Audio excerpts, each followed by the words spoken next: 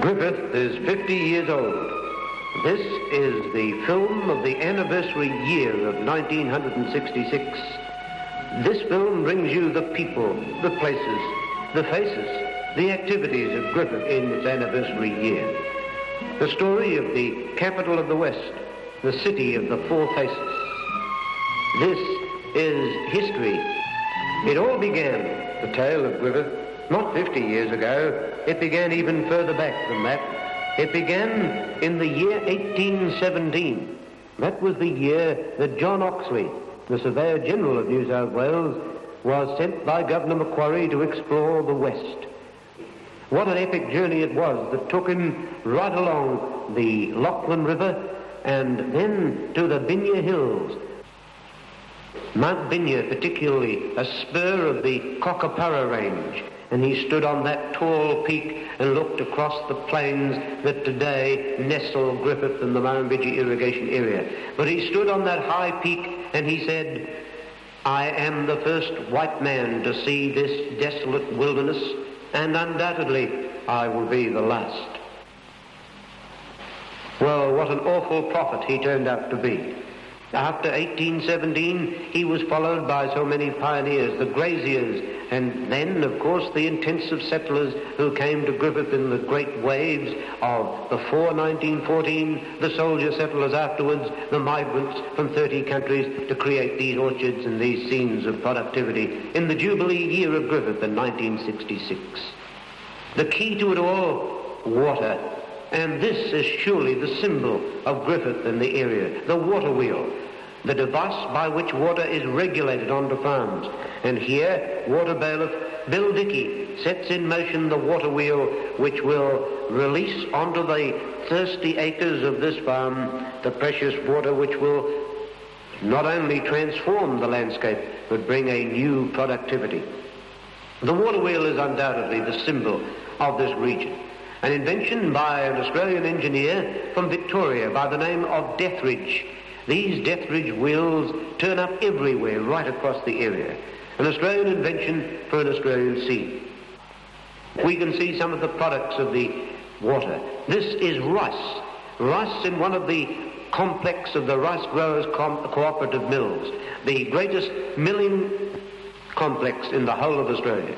The Rice Growers Cooperative Mills handle now in their mills at Griffith, which is their biggest mill, and at Leeton, and at Yenda, and at Echuca, handle the whole of the Australian rice crop. What a romantic industry the rice industry is. Only 30 years old, and yet today the rice industry of the Murrumbidgee and the neighbouring Murray areas supplies the whole of Australia's needs in rice, and then 70% of the crop is exported across the world. It goes to Asian countries, to Okinawa, has gone to Japan, to the Middle East, to the islands of the South Pacific, to New Zealand, to Britain. An industry which was born by the banks of the Murrumbidgee in a way which perhaps caused surprise. Because for the first 150 years of Australia's history, all of the rice was imported from Asia. Every bit that turned up on the plates of Mrs. Housewife in Australia came from Asia, and mostly from Burma.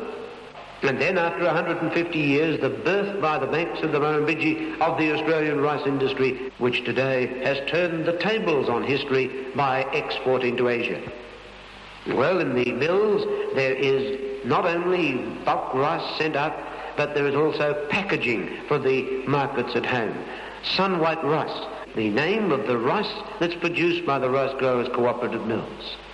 More recently, Twin Rivers, another brand of Murrumbidgee and Riverina rice. These go to every capital city, to every town and hamlet, right throughout the whole of the Commonwealth of Australia.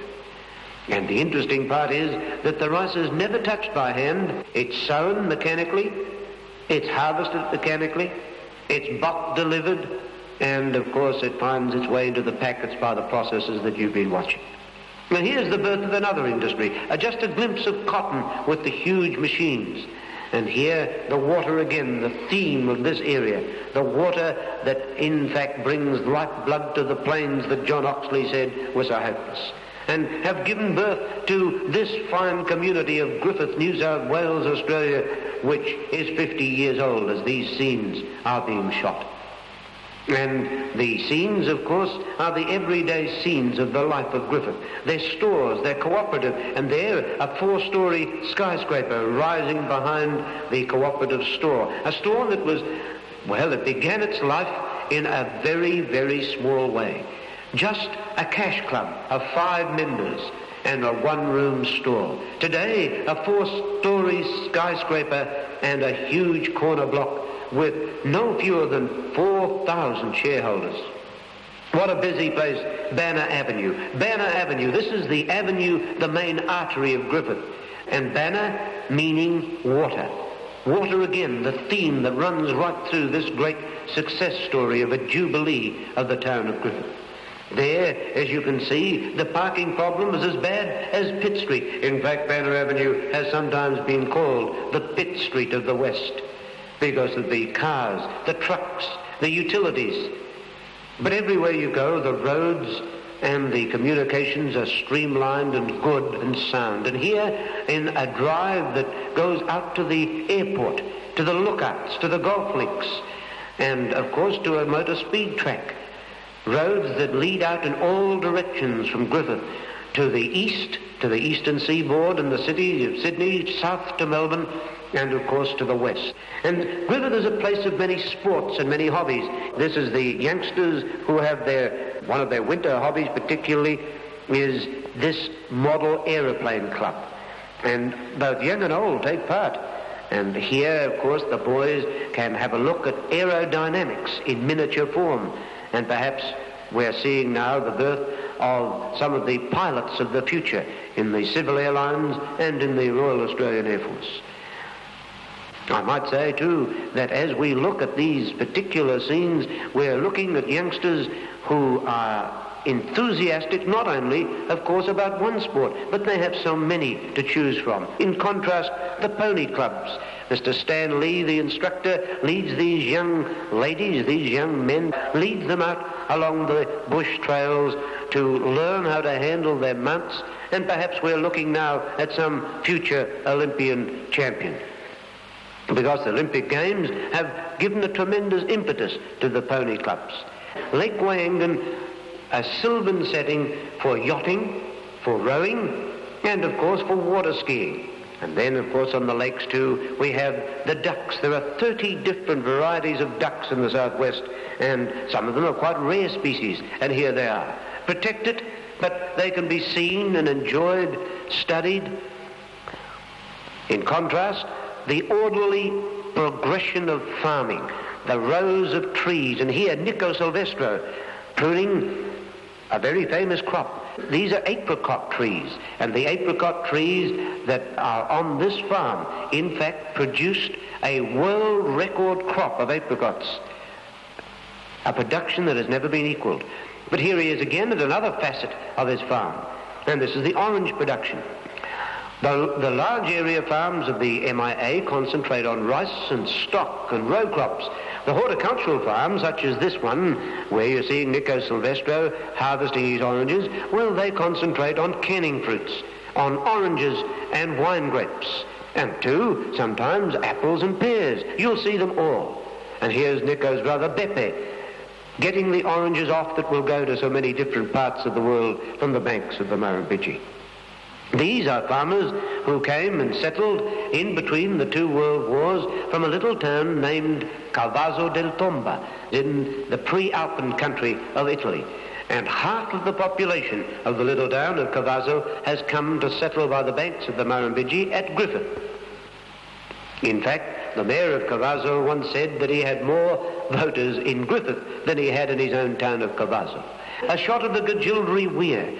The Gajildri Weir opened as the main control centre for water for the great new irrigation area of Colliambally, the largest land settlement and irrigation scheme in the whole continent of Australia, and just down the road from Griffith, New South Wales. With its new pioneers from Sydney, from Victoria, and from the other states, these pioneers come up the road to Griffith to shop for their amusement, for their parties. Well, it's Jubilee year, and the band, of course, is playing the cadets of the high school a high school at Griffith, the largest in enrolment in the state in this year of 1966. Nearly 1,600 students will be pouring through the gates of the high school within 24 months of these scenes being taken. It's a gala day. The Governor of the state of New South Wales, Sir Roden Cutler, a war hero, a great Australian, and he has come for these very special celebrations. And here on the Ex-Servicemen's Oval, created and dedicated by the Ex-Servicemen's Club for the good of the town, we see a parade of the cadets. The cadets, Captain John Robertson and Lieutenant John Crawford of Griffith High School, well, they accompanied the Governor very proudly on this great day. Hundreds and hundreds of people gathered from right through the area to see and hear the Governor pay his tribute. And on this very special day, a spectacle of history, as 5,000 school children from every school in the entire area gathered to mark the Jubilee. Many of them, when Griffith is 100 years old, will be able to sit and look at these scenes and say, I was there that Jubilee day. By that time, they'll be in their 60s and perhaps their 70s at the 100th anniversary of Griffith, New South Wales, but this is a scene that will live in their memory for all time. The schools of Griffith are crowded because the productivity of Griffith's families matches that of its lands. Here again in the centre of Griffith is a tribute to the fallen of World War I and World War II. These were the men who went out to serve their country, the Commonwealth of Australia, in 2 world wars and so many battlefronts. A simple plinth reminds us all for eternity of their sacrifice. The clubs of Griffith, the bowling clubs, there's a half a dozen bowling clubs that attract, well, the pioneers, in many cases, who came in the dry years of 1913, 1912, the years of hardship and the sweat and the toil of the 20s and the 30s. And now many of them can relax on the bowling greens of Griffith. We'll be seeing in this particular scene at this club, one of the bowling clubs of the district, we'll be seeing some of the pioneers that have contributed to the growth, to the prosperity, to the advancement of Griffith, New South Wales in its 50 years. And here they are. Jack McWilliam, a pioneer winemaker of one of the greatest wine families in the whole of Australia. Percy Gibbons, a pioneer farmer who brought fertility to acres that had borne nothing at all for many years, in fact since the beginning of history. Alf Cubank, the father of Leslie Cubank, the maker of this film. Alf Cubank, who came here in 1913. Wilf Marriott, one of the pasture pioneers. Reg McNamara, the last of that particular group. Relaxing together. And within 24 months of these scenes being shot, 2 of them had been taken from us. Alf Cubank and Wilf Marriott had already gone within 24 months of these scenes. When they were so happy and enjoying themselves together, this shows how important it is to set down the time, to set down the moments of this historic Jubilee. Well, the horse and buggy days, these were the days that those pioneers remembered. The horse and buggy, the primitive transport of 1912. And here, the headquarters for the whole of Australia for irrigation research, the Division of Irrigation of CSIRO, the Commonwealth Scientific and Industrial Research Organisation. The Division of Irrigation, the laboratories which are the headquarters for the research into irrigation and its problems throughout the whole of Australia. And here, they've been working on corn, row crops, coming in with a great rush after 50 years. In the first 50 years on the large area farms, the 1,000 large area farms grew rice, and they had some grazing. Then in the 1940s and the 1950s, they changed and put in improved pasture, running cattle and sheep in a more intensive way. And now in the 60s and the 70s, we'll see another change. We'll see the huge machines that harvest the corn, grain sorghum and soybeans, and the row crops will come in, another great change. In this dynamic region, change is happening every year. New techniques, new improvements. There's nothing firm and settled. It's an advancing story of each year and of each season too. The Baby Health Centre, the public library, these are typical of the facilities. There's young Lou Crisp coming out after visiting the public library and, in fact, taking some of the books that, well, have been gathered from so many parts of the world. In Griffith, New South Wales, the number of hotels was basically 3, because the irrigation areas in its early history was a dry area, a prohibition area. It was felt that it would be like paradise, and in those days they felt that people wouldn't drink in paradise. But that's been all changed now, particularly with the showing that wine and wine products can come from the Murrumbidgee to, in fact, compete against the rest of the world. The rural bank, typical of all the banking institutions, and don't forget that every single bank in Australia is represented in Griffith, New South Wales. The streamlined shop fronts, again keeping up with the world and its trends, changing, keeping up with the trends of fashion, with the trends of change. In fact, on Banner Avenue, and that's where you're looking now, on Banner Avenue, Griffith, New South Wales, one can walk 100 yards and hear 20 different languages being spoken. People that have come and settled by the banks of the Murrumbidgee. People from Griffith, born and bred in Griffith now, who can go away and come back again. Typical of these fine stores is this: Richard Cox, the chemist, the man responsible for the Jubilee celebrations as secretary, who worked hard and long into the night and into the days to make sure that the 50th anniversary was memorable in history. In between working for the community, he found a little time to do some of his dispensing and a little work for himself. Richard Cox, a man of this historic moment, of this historic celebration. The Currajongs that shade Banner Avenue, Water Avenue, well, they are typical of the scenes that you see in every street in Griffith, lined with graceful trees, shade trees, that when the temperature is 100 degrees in the water bag, then it's possible to get shade and shelter. Wilbriggy, an isolated railway station 15 miles from Griffith. In the days when the pioneers were coming in the 20s, this was as far as the railway went to, and by bullock cart and by horse and buggy they hauled the supplies to the old bag town that was Griffith. Today, bitumen roads change it and bring us, of course, to these modern sheep yards. In the days when the MIA was born, first formed, it was all part of a gigantic sheep station owned by Sir Samuel McCaughey. There was only 20,000 sheep in those days. Today, in the 6 shires on which Griffith is the centre, there are 12 million sheep, fat lambs. Sheep, of course, for wool, because to the west of Griffith there are the great merino studs, some of the most famous names in all Australia in pure wool production. And here the fat lambs, of course, have set an example in earliness. The earliest fat lambs ever to go to Flemington came from Griffith. Well, here's Grant Pratt, a local auctioneer, counting. As they pull his leg and say, what do? You count 4 legs and divide by 4. Well, whichever method he uses, he's counting very steadily. Grant Pratt, typical of the auctioneers, typical of the stockmen that, in fact, help run the enterprise of wool and sheep. Jim Corbett, his partner, together in many ways, not only on sheep, but in their own social affairs too.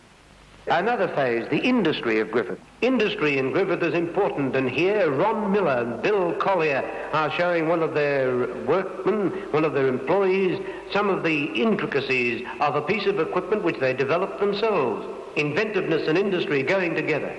And here the water wheel turns solidly, because the basis of that industry is again the products of the land made possible by water and the ever-present symbol of the Deathridge wheel. This is a memorial to the pioneers, to the men who came and conquered the arid lands of the West, erected by the Ex-Servicemen's Club, one of Griffith's 13 clubs, and a membership of 4,000 at the Griffith Ex-Servicemen's Club, began by a group of ex-servicemen, returned men between the wars, and now bringing together people from right through the district. The brickworks on the Wickham's Hill, so many of the impressive homes and public buildings of Griffith have been born on this brickworks in Wickham's Hill.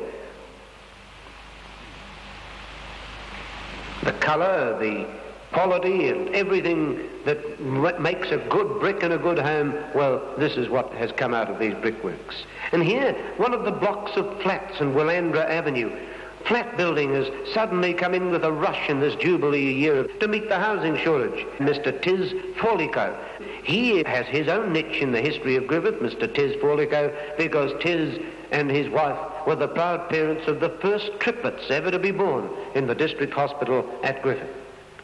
So not only has he made his contribution in building in bricks, but he's made his population contribution too. Cuba Station, with probably 10,000 head of cattle being bred for the tables of Australia and the world. Cuba Station, once a major station, now a part of the MIA, the Murrumbidgee irrigation areas of which Griffith is the capital.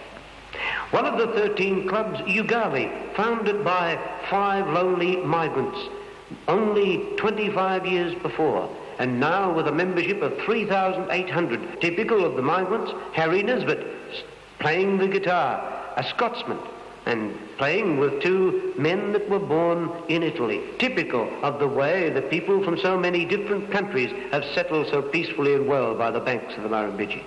A happy night, Grant Platt changed from his auctioneering overalls of the sheepyards with his partner Jim Corbett and into their evening wear to dance and to make merry and to relax.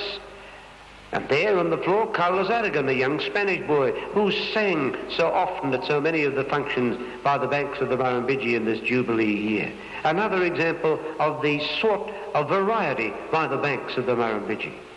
A place for relaxation, a place that even members of Parliament can relax, because here very shortly we'll see the member for Murrumbidgee in this Jubilee year of 1966. There he sits with his wife Eleanor, Valda Brown, Margaret Cummings, Jack Ellis, Shirley Ellis, all folk that have gathered to relax. Griffith, of course, is the venue for many cosmopolitan and city entertainers. They come from so many countries to entertain in Griffith, and the airport is the front door of the town. For many years it was served by the old war horse of the Dakota, the DC-3s. Now it's Fokker Friendships, and in the next 50 years it'll be jets. Here, Col Joy, a nationally known entertainer with his team, they've been entertaining in the Griffith clubs. They're about ready to fly off to Sydney and to continue on their entertainment round. But their fans come to see them march out to the Fokker Friendship, which will take them to Sydney in 80 minutes. What a far cry from the 4 months it took John Oxley in 1817, 80 minutes in 1966. Griffith Aerodrome is a busy place, the headquarters of the Griffith Aero Club that has been a centre for training pilots for 100 miles around. And Nora Gibbons, one of the very first woman pilots to get her wings. George Louis, standing there big in the background and with a grin, he's typical of the young men of Griffith who started flying when they left school. And talking of flying, we're looking at some other flying birds. They don't fly very much, because this is Barter's poultry enterprises. Peter Barter was a junior farmer. He had 25 birds as a young boy at school. He was very proud of his birds. He founded a wonderful project, and he made some pocket money. Then he expanded, and today he has 250,000 birds, and they're laying on a continuous factory basis that he exports to neighbouring states, into Victoria, into South Australia, and to many towns and cities in New South Wales itself. The romance of a local enterprise that was born out of the thought of a junior farmer and became one of the main industries of the town and the district. The site of this particular enterprise was a wine grape farm, and Bernard Barter, the father of Peter and the father of Brian and of David, the brothers that are in the enterprise, was a wine grape grower. And now his wine grapes have given way to chooks. But let's say that all of it was made possible again by the water that you see flowing so strongly in the main canal. The main canal of Griffith, as romantic to the Murrumbidgee people as the Grand Canal of Venice. In fact, on the main canal, at festival time, they do have Venetian carnivals with gondolas, just as they take time out from production. Griffith boasts its own canning factory, and here at what was once Jones Brothers Cannery, it's now Griffith Cooperative Cannery. Again, an enterprise that was born with three brothers, Frank and Pat and Bill.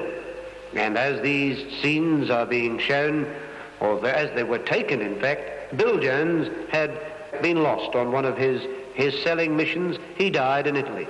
But Frank and Pat Jones carry on the family tradition. Many migrants are employed. The young man putting the cans, stacking the cans, Emilio Sanito of Hanwood, was typical of the hundreds that came in during the big migration days of the 40s and the early 50s. In those days, as many as 600 arrived by the banks of the Murrumbidgee every month from countries across the world.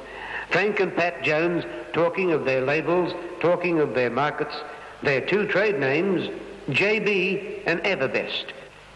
And now to another industry, to wine.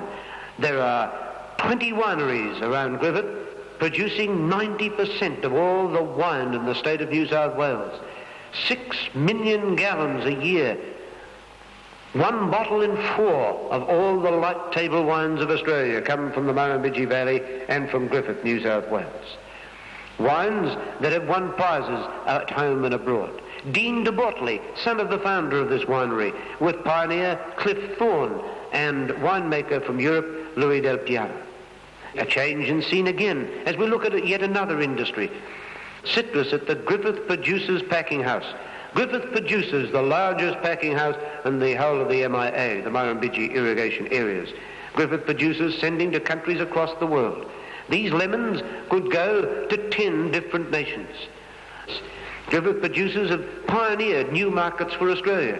The very first oranges ever sold from Australia to the Philippines came from the Murrumbidgee and were marketed by Griffith Producers Cooperative. Citrus fruits are washed first, they're polished, waxed, and done up to look pretty for the housewife, whether she's in Sydney, whether she's in Manila, Japan, the Middle East, England, Oslo, wherever it happens to be. And these local girls are sorting out anything that doesn't meet the rigorous standards set for export fruit and for fruit for the home markets too. Local girls come in large numbers in the season to help move large quantities of citrus. Probably 1 million oranges spread out across the world each year. The streamlined packing house, in fact, has been reorganized just prior to this Jubilee year of 1966, and the latest system of packing has been adopted. The old system that was introduced in 1920s was ripped out. But in the 1920s, Griffith producers had the most up-to-date packing facilities in the world because they had gone to where the most up-to-date facilities were. California, they sent a special mission to find out just what could be done. Well, here are the places: Oslo, Aden, Suva, so many places across the world. And the Griffith producers mark excel at. There are other packing houses that keep up this standard. Dave Shepherd, the packing house foreman, smiling as he looks at the completed cases that go to so many places. The gardens and the trees of Griffith, well, these are features. The houses are almost in every case surrounded by attractive gardens. Gardening is almost a mania for the people by the banks of the Murrumbidgee at Griffith. They like to see their houses looking spick and span outside as well as in. But fences are disappearing. In this year of 1966, the first gardens with no front fences appeared. And this is good because we can see for ourselves the attractiveness, the beauty of so many gardens just like this. Griffith is a church-going community. There would be a higher percentage of people who go to church in Griffith than any other place in the Commonwealth. St Albans, the Church of St Albans the Martyr, with the Venerable Archdeacon Victor Twigg standing out front. The Griffith High School Hostel, drawing students from the great dry areas, 100 miles at least. Some of them have come nearly 200 miles. There are 20 schools in Griffith, and these schools bring youngsters from the surrounding district. We're up now on Capitol Hill, looking at the Nancy Bloomer Memorial Fountain. Nancy Bloomer, a woman dedicated to the arts and to culture. The headquarters of Wade Shire, also on Capitol Hill. And here, the member for Murrumbidgee, the governor, the Shire president, Nevis Farrell, the president of Rotary, Lance Walker, in this Jubilee year, welcoming the governor, Sir Roden Cutler, to the unveiling of the 50th anniversary monument. Roden Cutler, a name famous in the annals of Australian heroes, a hero of World War II, who lost his leg and won a Victoria Cross in action in Syria. And here he comes, gathering with him hundreds of people to see the unveiling of this memorial to the pioneers, to Griffith's 50 years of march of history. The crowd listened as Lance Walker, the Rotary president, introduces the governor. He stands aside now. He's quite a tall man, Lance Walker, but not nearly as tall as the governor's 6'6", standing straight and happy and enjoying his visit. He'd never been to Griffith before. There he pulls aside unveils the memorial. 50 years of progress in Griffith.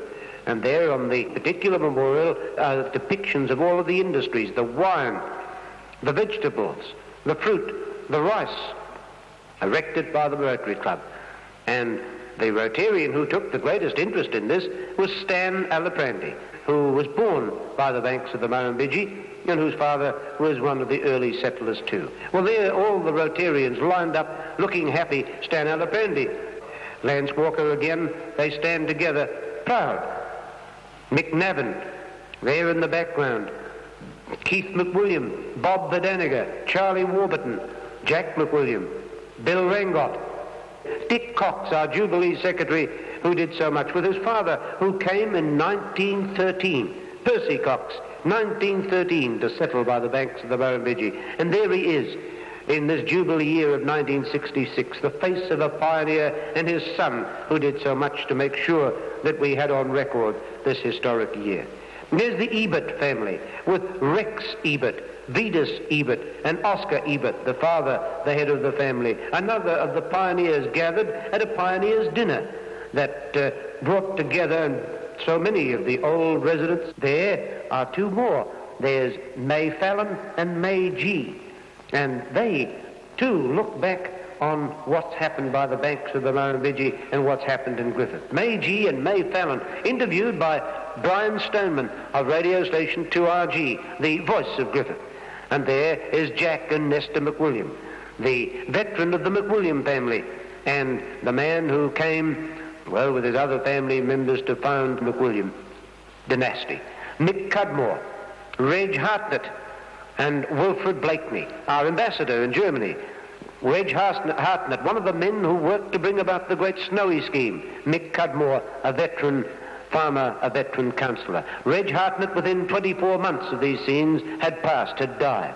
There's Arnold Dreer, Mrs. Dreer, and Arnold and her other son, Mrs. Dreer, an octogenarian.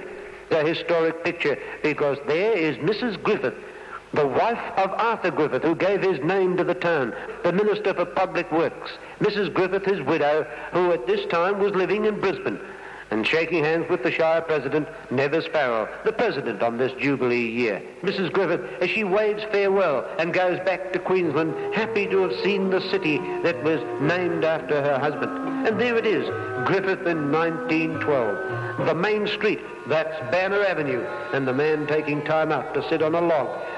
There is the same scene in 1966, the same spot, but the log has gone, the man has moved over, the horse in the background has disappeared, and we have cars, supermarkets, cinemas, big stores, streamlined buildings. What a march of progress, what a contrast. But all this in 50 years, and again due to the life-giving water brought by the main canal from the Murrumbidgee River to irrigate these semi-arid lands. The pattern for the future of Australia has been formed here at Griffith by the banks of the Murrumbidgee.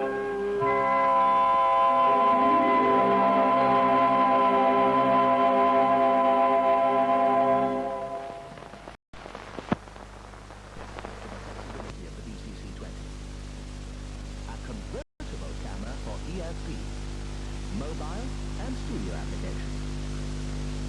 We can easily convert the portable camera to a studio and mobile version. The BCC-21 with large lens capabilities, 7-inch viewfinder and full studio features. The Digicam family can cover all applications